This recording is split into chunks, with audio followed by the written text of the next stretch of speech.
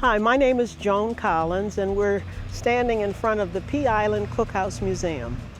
The Cookhouse is actually the cookhouse that was attached to the last Pea Island station. Over time, there were actually 3 stations built. So we're in front of the cookhouse that was on the complex of the last station. It's actually where the keeper and the surfmen would eat their meals and cook. It relocated here in 2008. It's a small museum, as you can see, that honors this rich history of Richard Etheridge and the Pea Island lifesavers. Today we unveil our new wayside exhibits. We have 4 wayside exhibits we're unveiling: the Richard Etheridge exhibit, the Legacy of Pea Island exhibit, and we also have the E.S. Newman, which is the rescue that they received their gold medals 100 years after it happened. We're also unveiling one at the boathouse on my uncle, who was the last surfman at Pea Island, Herbert Collins. And we'll talk about my uncle, and we'll talk about the surf boat, which is the original surf boat inside the boathouse.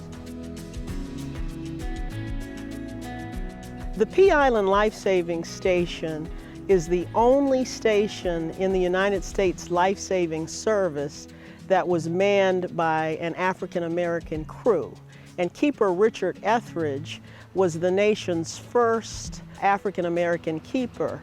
The station has historical significance because for 67 years, from 1880 when Richard Etheridge took command until 1947, it was primarily staffed with African-American keepers and African-American crews. Most of the men who served at Pea Island came from Roanoke Island. Most of the people who lived at that time, 1880s, didn't have much money. So to get a government job, which was, security, pretty good pay, it was a good position. Life-saving station itself was on Pea Island, which is now the northern part of Hatteras Island, which is part of the Outer Banks. It's not that close to Manio. It was in such an isolated place, there was no village around it, and most of the stations had villages around them.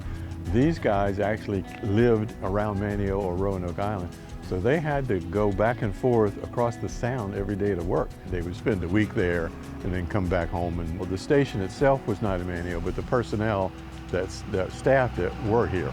So this is a very appropriate place. My family has a lot of history connected to the station. My great-grandfather, Joseph Hall Berry, served under Keeper Richard Etheridge, and my father was the last surfman that was stationed, assigned to the station. He was actually the individual that closed the doors and turned over the keys in March 1947 when this historic station closed. I feel honored that, I do have family that really made an impact on people's lives in the community. That my great-great-great-grandfather was part of the 7 surfmen that risked their lives to save other people's lives.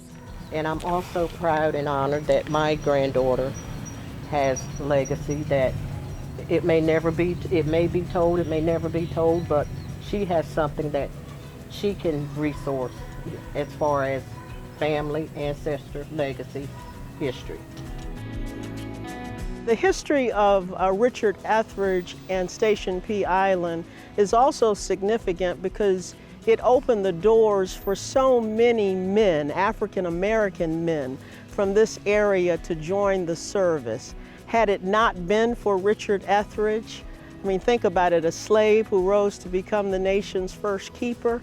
Had it not been for him setting that leadership, it's doubtful that you would have had so many African-American men from this area to be able to join the United States Life-Saving Service and subsequently the United States Coast Guard.